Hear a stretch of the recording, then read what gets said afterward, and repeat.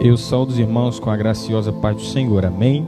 Como alguns já sabem, hoje nós trataremos e falaremos sobre outra carta do livro do Apocalipse, a carta à igreja de Pérgamo, a terceira carta, que esta carta tem uma particularidade dentre as outras, que Cristo diz que é onde Satanás habita. E hoje nós vamos descobrir por que Cristo fala que Pérgamo é onde Satanás habita, e dentre outras perguntas que você pode ter a respeito desse assunto. Amém?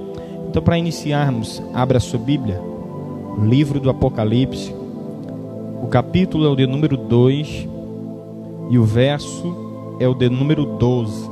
Nós leremos e nos estenderemos até o verso de número 17. Amém? Diz assim a palavra do Senhor: ao anjo da igreja em Pérgamo escreve: essas coisas diz aquele que tem a espada afiada de 2 gumes. Eu conheço as tuas obras, e onde tu habitas, onde Satanás está assentado. Tu retens o meu nome, e não negastes a minha fé, mesmo naqueles dias de Antipas, que foi meu mártir fiel, e foi morto entre vós, onde Satanás habita. Mas eu tenho umas poucas coisas contra ti, porque tens aí os que sustentam a doutrina de Balaão, que ensinava a Balaque a lançar uma pedra de tropeço diante dos filhos de Israel, para comerem coisas sacrificadas aos ídolos e para cometerem fornicação. Assim também tem os que sustentam a doutrina dos nicolaítas, a qual eu odeio. Arrepende-te, senão eu virei a ti rapidamente, e lutarei contra eles com a espada da minha boca. Verso 17. Aquele que tem ouvidos, ouça o que o Espírito diz às igrejas. Ao que vencer, eu darei de comer do maná escondido, e lhe darei uma pedra branca, e escrito na pedra um novo nome, que nenhum homem conhece, senão aquele que o recebe. Essa terceira carta, a carta à igreja de Pérgamo, vai falar aos nossos corações, e Cristo vai alertar a igreja sobre o perigo da igreja se misturar, se comunar com o mundo e com o sistema em que nós vivemos. Essa talvez seja uma das cartas que mais venha falar correspondente aos nossos dias atuais. Ela não é uma carta somente à igreja de Pérgamo, mas que fala muito sobre a atualidade. E então essa noite eu não quero ministrar um sermão diante de vocês. Eu quero ministrar um sermão para vocês, porque este sermão vai se aplicar na época em que vivemos e no que estamos passando nos nossos dias atuais. Mas afinal, o que é que está acontecendo na igreja de Pérgamo? O que é que está acontecendo para que Cristo tenha a necessidade de dizer, não só uma, mas 2 vezes, que eles estão no lugar em que Satanás habita, em que Satanás tem o seu trono? O ponto foco aqui desta igreja é que, como a igreja é cercada pelo mundo, o ponto foco aqui desta carta é de entender que, como a igreja é cercada pelo mundo, qual é a resistência que a igreja tem à sedução pecaminosa do mundo, a sedução pecaminosa do diabo. Então, aqui o que está acontecendo na igreja de Pérgamo? Ela está sendo rodeada por todo um sistema, assim como outras igrejas. Ela está sendo perseguida, como a igreja que nós já estudamos, Esmirna e Éfeso. Ela está sendo perseguida também. Só que há algumas estratégias aqui diferentes das que foram usadas na igreja de Éfeso e também na igreja de Esmirna. A palavra Pérgamo significa casado. Pérgamo significa casado. E não por coincidência, quando o Apocalipse vai tratar sobre o mundo, quando o Apocalipse vai tratar sobre o sistema mundano, ele trata e dá um nome a esse sistema como a grande meretriz, ou a Babilônia, que também vai simbolizar a meretriz ou a grande meretriz. E por coincidência, o nome Pérgamo significa casado. Por isso Cristo nos diz e diz para a igreja que nós somos noiva do Cordeiro, e a noiva precisa estar imaculada. Nós somos noiva do Cordeiro. E Pérgamo significando casado, o mundo significando meretriz, simbolizando a prostituição. É esse o retrato desta carta de Pérgamo. Cristo está alertando a igreja: olha, vocês são noivas que estão se aprontando e preparando-se para um casamento. Não deixem que a prostituição do mundo, que a meretriz que é o mundo, possa corromper a sua vida, porque Cristo precisa de uma igreja imaculada. Cristo está dizendo para a igreja que ela não se deve encantar com a sedução do mundo, porque a igreja é casada, a igreja é comprometida somente com o noivo, Jesus Cristo. E Cristo vai fazer um diagnóstico desta igreja em alguns pontos que é importante nós ressaltarmos e tomarmos nota aqui hoje. Primeiro ponto, ele diz que a igreja, onde a igreja está instalada, é onde Satanás habita. Por que disso? No verso 13, você pode ver que ele fala sobre essa expressão, e em outro verso ele volta a falar de novo sobre essa expressão. Está instalada onde Satanás habita sobre o seu trono. Por que disso? A cidade de Pérgamo era uma cidade, na verdade foi uma cidade muito famosa, considerada a mais famosa da Ásia Menor, não por ser grande, mas sim por ter muita influência, até porque Pérgamo foi capital da Ásia Menor por mais de 400 anos. Isso trouxe a ela uma fama muito grande. Além disso, ela foi capital da colônia de Roma na Ásia. Então isso aumentou ainda mais a sua fama, aumentou ainda mais o seu poderio. E naquele tempo era uma cidade de muita influência por sua cultura muito forte, pois em Pérgamo tinha a segunda maior biblioteca do mundo antigo, perdia apenas para a biblioteca de Alexandria.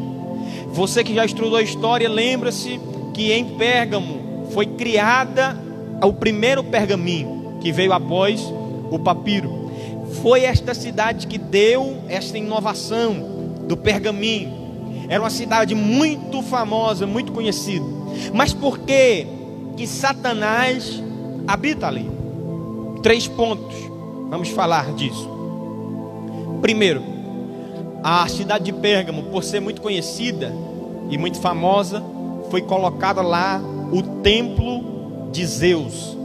Era uma das 7 maravilhas do mundo antigo. O templo de Zeus e muitos outros deuses, além de Zeus, eram adorados, eram retratados naquela cidade.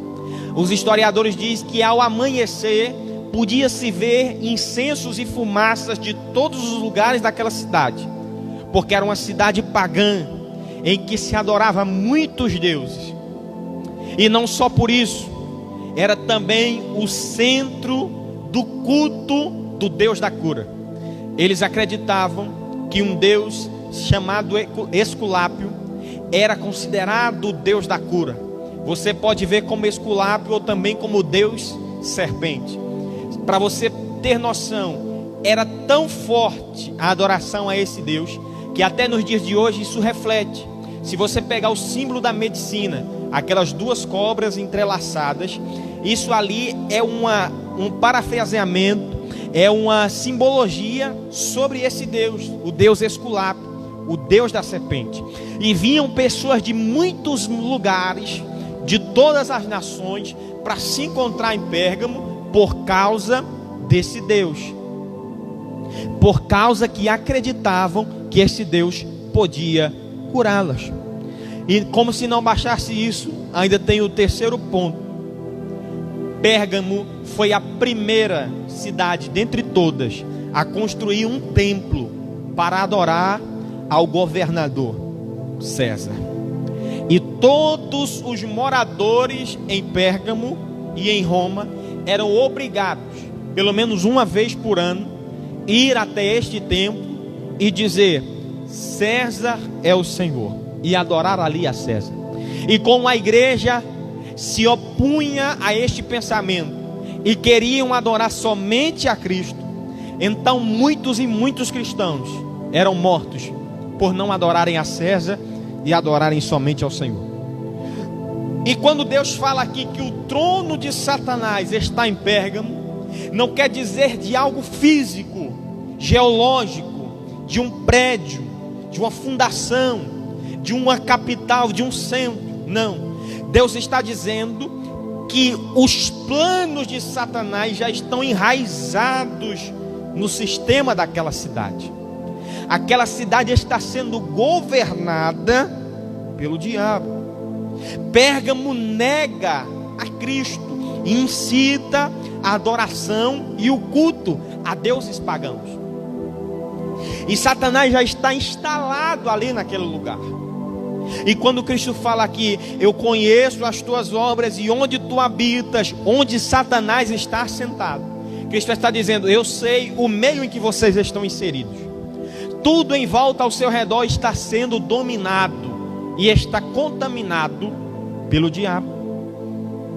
E se o diabo tem um trono, é porque ele tem um governo. E se ele tem um governo, ele também tem seus súditos. E Cristo envia essa carta a Pérgamo alertando: olha, não se contaminem com a grande meretriz. Vocês são noiva e precisam estar imaculadas para o casamento. Segunda coisa que Cristo vê em seu diagnóstico da igreja. A primeira, ele vê que é o lugar onde Satanás habita. Segunda coisa que Cristo vê uma igreja capaz de enfrentar até a morte por causa do seu nome. Veja comigo, verso de número 13 do capítulo 2. Eu conheço as tuas obras e onde tu habitas, onde Satanás está assentado, mas tu retens o meu nome e não negastes a minha fé, mesmo naqueles dias em que Antipas foi meu mártir e fiel e foi morto entre vós. E de novo ele diz: onde Satanás habita. Cristo frisa aqui que a igreja, mesmo estando rodeada com esse sistema em que o diabo é o governante, a igreja de Pérgamo consegue reter o nome do Senhor e não nega a fé, mesmo no tempo de Antipas. Então, mesmo com cultos a Zeus, mesmo com a ideia que Esculápio trazia a cura para aquela nação, mesmo com a ideia de adorar o governador César, eles não deixavam a Cristo e só adoravam a Cristo o Senhor, e só adoravam ao seu nome. Então, quando Cristo fala que mesmo nos dias que Antipas foi meu mártir e fiel, quem foi esse Antipas? Para que Cristo tenha necessidade de retratar em sua carta.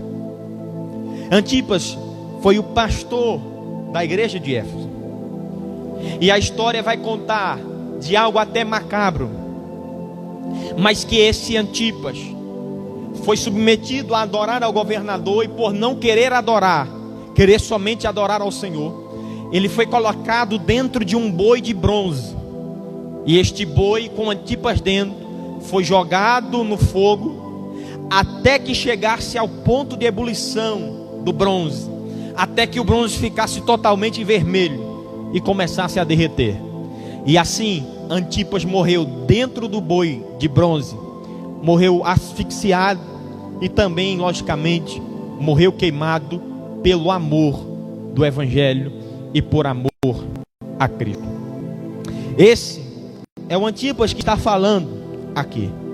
E a pergunta que nós fazemos para nós essa noite é: se fôssemos nós, se fôssemos eu e você que está assistindo essa mensagem, será que nós teríamos tanta coragem de morrermos pela nossa fé e pelo nome do nosso Senhor? Quando Antipas morre, que mesmo morrendo dentro de um boi, ele não nega a sua fé, Satanás então entende que na força ele não consegue vencer a igreja. Satanás entende que ele não consegue vencer Pérgamo na força, que ele não consegue vencer Pérgamo na brutalidade, na truculência. Então o que é que ele vai fazer? Ele é um dos mais astutos. Então o diabo vai mudar a estratégia de combate sobre a igreja. O diabo vai começar a mudar a estratégia contra a igreja, para derrubar a igreja de Pérgamo. Então aí que entra o terceiro ponto do diagnóstico de Cristo. Cristo vê uma igreja que começa a negociar a verdade do Evangelho. Veja comigo, verso de número 14. Eu tenho contra ti poucas coisas, porque tens aí os que sustentam a doutrina de Balaão, que ensinava a Balaque a lançar uma pedra de tropeço diante dos filhos de Israel, para comerem coisas sacrificadas dos ídolos e para cometerem fornicação. A proposta do diabo agora não é matar mais Pérgamo. A proposta do diabo não é que Pérgamo apostate da fé, que Pérgamo abandone a fé. A proposta do diabo é culminar dentro da fé de Pérgamo. Em outras palavras, o diabo não quer acabar com a igreja, mas quer misturar a igreja com o sistema, ou o sistema dentro da igreja. O diabo não quer mais a apostasia, o abandono da fé de Pérgamo. Ele quer aproveitar a fé para se misturar dentro da igreja de Pérgamo e fazer dali também o seu reinado, como já está sendo em toda a cidade. Então o diabo agora quer uma mistura do evangelho com o mundo. Só que a Bíblia vai dizer no verso 14 que não era toda a igreja. Presta atenção. Verso 14 ele diz: tenho contra ti que, porque tens aí os que sustentam a doutrina. Então ele diz: tens aí, ou seja, não era toda a igreja que estava negociando a verdade, mas tinha dentre eles alguns que já estavam negociando a verdade, alguns que já estavam se entregando, alguns lobos no meio das ovelhas. E o que é que Cristo está repreendendo a igreja? Algumas coisas ele está repreendendo no verso 14. Primeiro, os que sustentam a doutrina de Balaão, que sacrificam aos ídolos, que cometem fornicação, e aqueles que aprovam o ensino dos nicolaítas, o qual Deus também odeia. E do que é que Cristo está falando? Primeiro, o que é esta doutrina de Balaão? Vocês sabem e conhecem a história em Números, no Antigo Testamento, Números do capítulo 22 até o capítulo 24, que Balaque vai chamar Balaão, que era profeta do Senhor, para amaldiçoar o povo de Israel. Essa história é bem conhecida. E ele leva Balaão em 3 montanhas ao redor de Israel. E ao chegar na montanha ele diz: olha para o povo, e amaldiçoa o povo. Só que por graça de Deus, quando Balaão iria amaldiçoar o povo, Deus colocava palavras de bênção na boca de Balaão, e em vez de amaldiçoar, ele abençoava o povo. E foi assim por 3 vezes, nas 3 montanhas.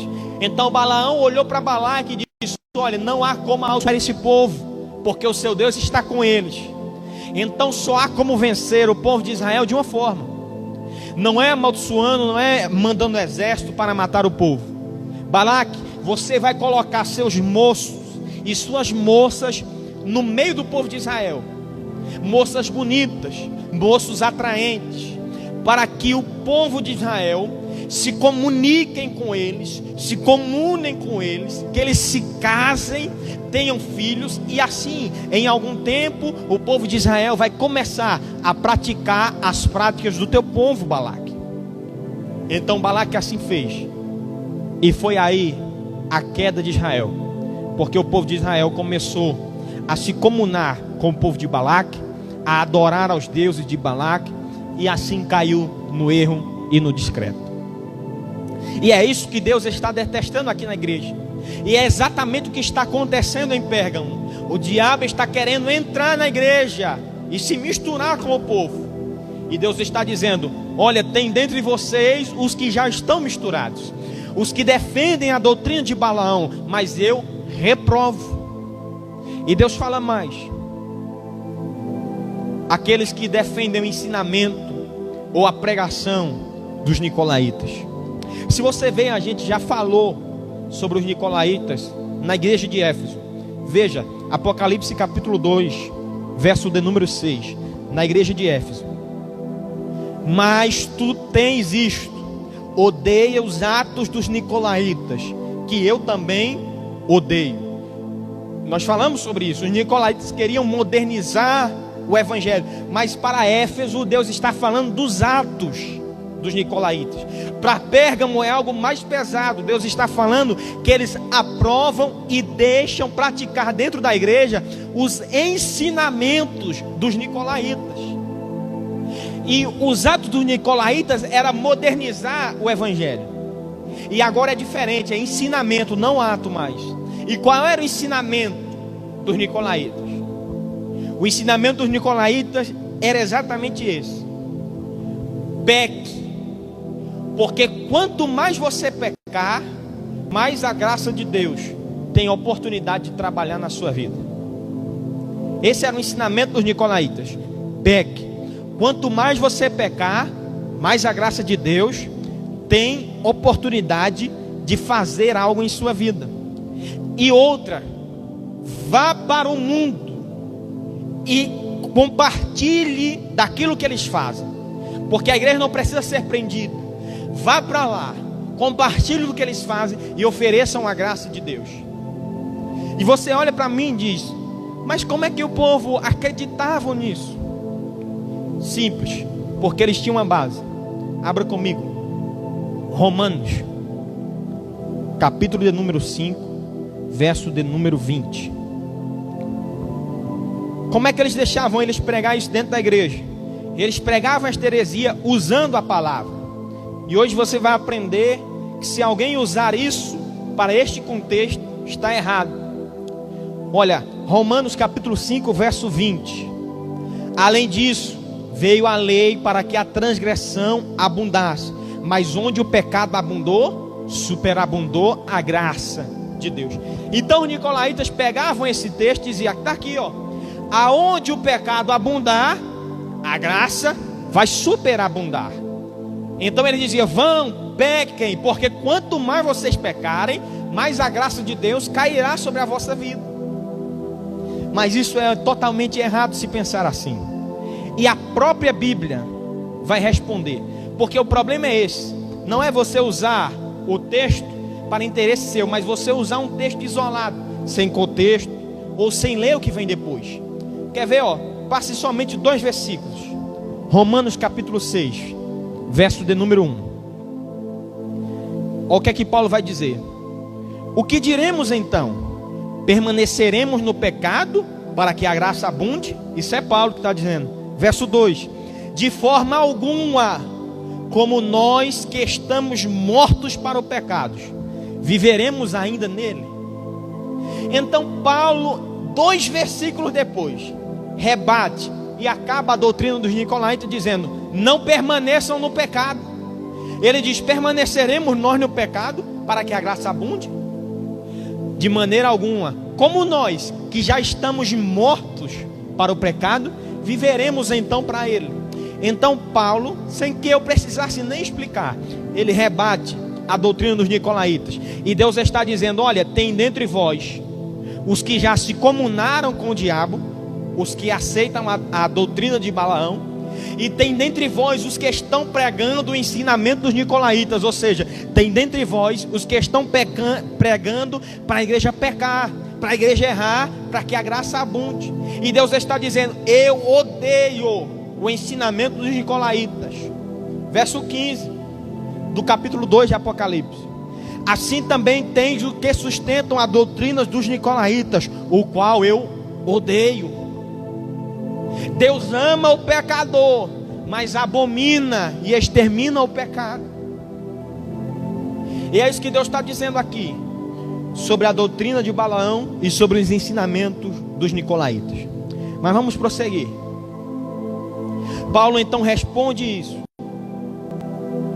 Esta era a perversão da verdade que estava acontecendo em Pérgamo. O mundo entrando na igreja, e a igreja querendo ir para o mundo para pecar, para que a graça abundasse sobre ele de uma forma errônea. Venha comigo então, verso de número 13. Quando Cristo fala que Satanás é onde ele habita, em Pérgamo, por 2 vezes no verso 3, Cristo fala sobre o governo do diabo. E isso vai ficar bem claro. Cristo aqui está identificando a fonte do pecado de Pérgamo. Cristo sabe de onde está vindo essa perversão da verdade dentro da igreja. Cristo está dizendo: olha, isso não está vindo dentre vós, mas está vindo da onde o diabo habita. O diabo está implantando isso dentro da igreja. E por que eu faço questão de falar isso tudo? Para chegar até aqui e dizer a você que não é diferente no nosso tempo. Abra sua Bíblia comigo, 2 Coríntios, segunda carta de Paulo aos Coríntios, capítulo de número 4, e o verso também de número 4. 2 Coríntios 4:4. Nos quais o Deus deste mundo cegou as mentes daqueles que não creem, para que a luz do glorioso evangelho de Cristo, que é a imagem de Deus, não brilhe mais para eles. Quando aqui a Bíblia fala do Deus desse mundo, está em D minúsculo. Então Paulo está falando do diabo, como a Bíblia diz em outra citação, que o diabo é o príncipe, o Deus desse mundo, o Deus desse século. E Paulo está falando aqui: olha, o diabo está cegando os entendimentos do povo, para que a luz do evangelho não chegue até eles. Então o que estava acontecendo em Pérgamo está acontecendo em 2020. O diabo está cegando o entendimento do povo, para que eles não possam ver a verdade do evangelho. E infelizmente tem dentro da igreja aqueles que defendem a doutrina de Balaão. Como assim, missionário? O que é que seria a doutrina de Balaão nos nossos dias? A culminância comum nos nossos dias. O que é que seria isso dentro da igreja? Estamos aceitando tudo que vem do mundo e deixando entrar na igreja. Nós vivemos uma época hoje que a opção de gênero não é algo mais por opção, mas é algo que ficou bonito, que ficou famoso. E a igreja não é homofóbica. Eu digo e repito isso: a igreja não é homofóbica, mas ela não compartilha disso, porque a fé que nós professamos não aceita este ato. Mas dentro da igreja também está ficando bonito isso. Então o que é isso? Nós estamos compartilhando dos prazeres do mundo. Isso aqui é só um ponto dentre tantos que a modernidade está trazendo para nós dentro da igreja. E tantas pregadores estão pregando erroneamente, como os nicolaítas pregavam: peque, quanto mais você pecar, mais a graça de Deus vai abundar. Mas eu ainda acredito na igreja de Pérgamo, que o Senhor disse que em meio a tudo isso, tu retens o meu nome. A Bíblia diz que não são todos, mas há alguns que retêm o nome do Senhor e que professam a fé de Cristo. O mundo está em trevas. O mundo já está em trevas, mas nós somos a luz do mundo. Paulo fala que ele está trazendo escuridão para o mundo, mas nós, a igreja, somos responsáveis por trazer a luz para o mundo. Vamos voltar agora no verso 12. Agora que você já entendeu por que o diabo está habitando em Pérgamo, nós vamos voltar para o verso 12 e assim vamos explicar por completo. Em poucos minutos eu termino. Verso 12. Ao anjo da igreja de Pérgamo escreve: essas coisas diz aquele que tem a espada afiada de 2 gumes. Estas coisas diz aquele que tem a espada afiada de 2 gumes. E aí você pode olhar para esse texto e dizer: Cristo está falando da palavra, da própria palavra. Mas aqui neste trecho, Cristo não está se retratando a palavra. Cristo está se retratando a arma que ele vai usar para julgar aqueles que permaneceram no pecado. E para que serve essa espada de 2 gumes? Primeiro, em uma igreja como a de Pérgamo, que está confusa, a espada de 2 gumes vem separando aquilo que é verdade daquilo que é mentira. Segundo, por que Cristo retrata Pérgamo como aquele que tem a espada de 2 gumes que sai da sua boca? Porque Roma oprimia a igreja e intimidava os cristãos com a espada, que tinha o poder para tirar a vida dos cristãos. Então Cristo está dizendo: morram por esta espada, para que possam se livrar da espada de 2 gumes. Em outras palavras, Cristo está dizendo: não temam a Roma, que pode matar o vosso corpo, que pode matar esta vida carnal. Temam a mim, que eu tenho a espada de 2 gumes da minha boca.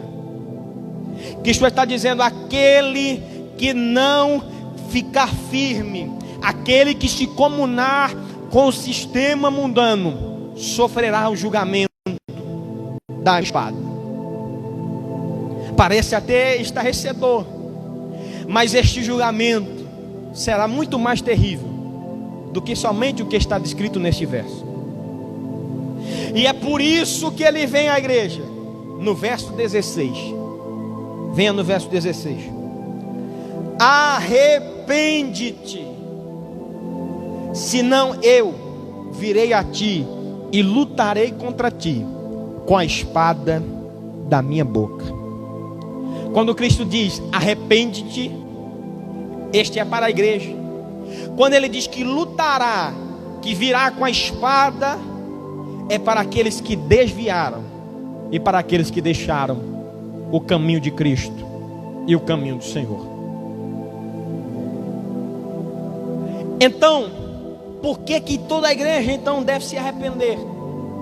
Ele diz: arrepende-se para a igreja. Mas não foram todos que professaram a doutrina de Balaão, o ensinamento dos nicolaítas. Então por que toda a igreja tem que se arrepender? E aqui é o ponto-chave da carta de Pérgamo. Por que toda a igreja, não toda a igreja compartilhou com o mundo, mas por que toda a igreja tem que se arrepender? Por um simples motivo: porque nem todos se desviaram, mas todos se conformaram com o pecado. O problema da igreja de Pérgamo é a tolerância ao pecado. Abra sua Bíblia, Evangelho do Dr. Lucas, capítulo de número 17 e verso de número 3.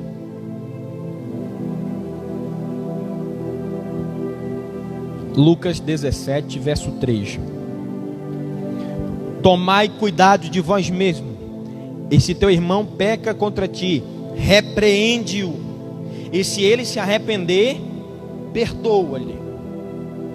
Cristo está dizendo aqui: aquele que pecar, repreenda, e se ele se arrepender, perdoe. Em outro texto, em outro trecho da Bíblia, Cristo vai dizer que aquele que vê seu irmão pecar e não repreende, peca junto com seu irmão. Então o pecado de Pérgamo é esse. Tem alguns dentre eles que estão pecando, mas eles não repreendem eles. Eles deixam o pecado dentro da igreja. Por quê? Porque até nos dias de hoje nós vemos isso. Em muitas igrejas que você passa, é proibido pregar ensinamento, é proibido pregar doutrina, é proibido pregar a verdade, pregar algo light, pregar algo bonito. Por quê? Para não separar, para não dividir a igreja, para não fragmentar a igreja, para que a igreja possa continuar. Mas não adianta ela ficar do jeito que está, sendo que está cheia de pecado. A igreja de Pérgamo tinha medo de pregar contra o pecado, por medo dos irmãos que estavam em pecado saírem da igreja. E por não pecarem contra o pecado, pecavam junto com os irmãos que estavam no erro.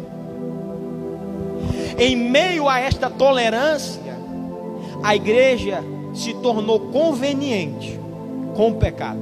E é aqui que está o risco. Pérgamo não pregou a igreja, não pregou contra o pecado, para não fragmentar a igreja. E hoje em dia, será que nós não temos isso? Será que não tem igrejas que não pregam a verdade por medo de alguns saírem?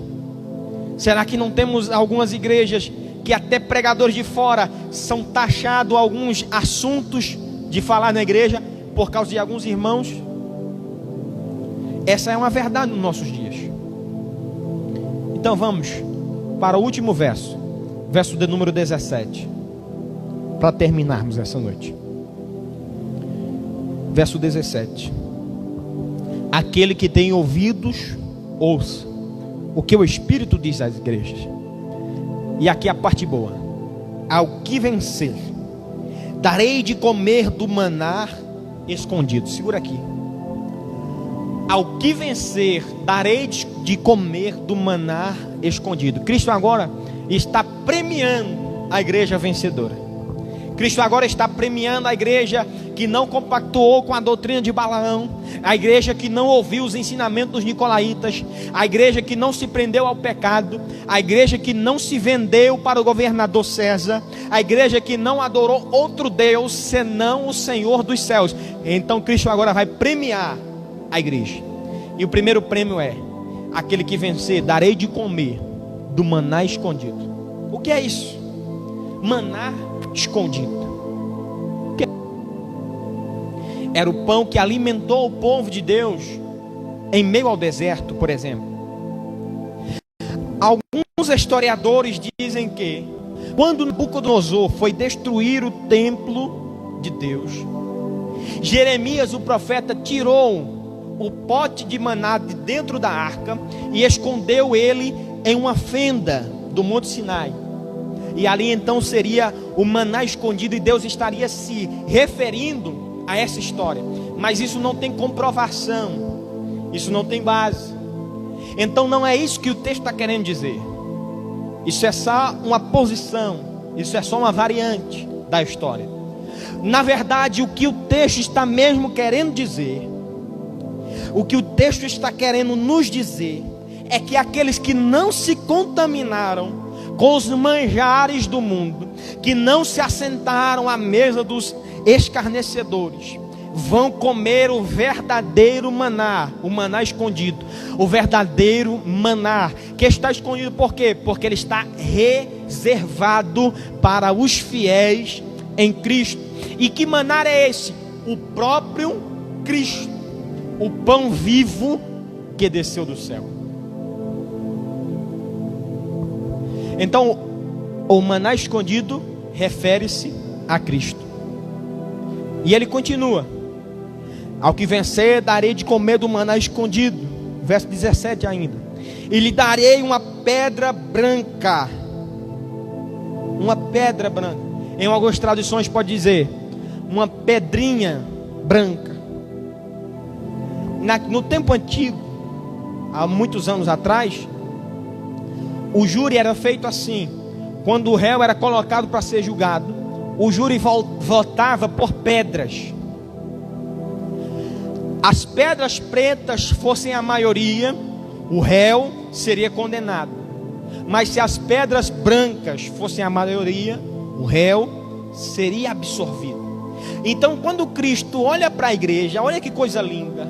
Quando ele olha para a igreja e diz: eu darei a vós uma pedra branca, é Cristo dizendo assim: mesmo que Roma condene vocês à morte, eu, o vosso advogado, darei uma pedra branca para vós, uma pedra de liberdade, uma pedra de absorção dos vossos pecados.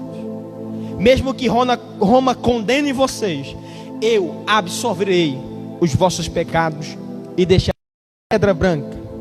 Essa pedra também era uma senha para entrar nas grandes festas da cidade, em festas muito importantes. Então Cristo está dizendo: eu vou dar a vocês uma senha para que vocês possam entrar e adentrar nas bodas do Cordeiro. Aleluia. E o último ponto, para encerrarmos, é o final do verso 17, onde termina a carta a Pérgamo. Eu darei uma pedra branca e escrito na pedra um novo nome, que nenhum homem conhece, senão aquele que o recebe. Um novo nome. Esse novo nome é o próprio Cristo. Perceba, o maná escondido é o próprio Cristo, o pão vivo. A pedra branca é o próprio Cristo, o advogado que absorverá a igreja. E o novo nome é também o próprio Cristo, que irá nos dar uma nova identidade, um novo nome. Porque lá no céu, com este novo nome, nós teremos o conhecimento pleno. Agora nós teremos apenas o conhecimento parcial. Nós teremos o conhecimento pleno com este novo nome lá nos céus. A última referência para encerrarmos: 1 Coríntios, capítulo 13, verso 12. Primeira carta aos Coríntios, capítulo 13, verso 12. O que é que Paulo vai dizer referente a isso? Porque agora vemos através de um espelho sombreante, mas então um dia veremos face a face. Agora eu conheço em parte, mas então um dia conhecerei, como também sou conhecido. Que coisa linda. Paulo está dizendo aos nossos corações essa noite: hoje nós vemos através de um espelho escuro, mas um dia conheceremos ele face a face. Esta carta para a igreja de Pérgamo também é carta para nós, igreja, em 2020, no nosso século presente. E Cristo está dizendo para nós: acatelai-vos com a sedução do mundo e do diabo, permanecei firmes até a morte, porque eu darei a vós ao meu pão vivo que desceu do céu, e eu serei para vós um novo nome, e me conhecereis por completo, como eu conheço a vós nos dias de hoje. Que Deus possa abençoar a sua vida, a sua casa, que esta palavra adentre e guarde-se no seu coração.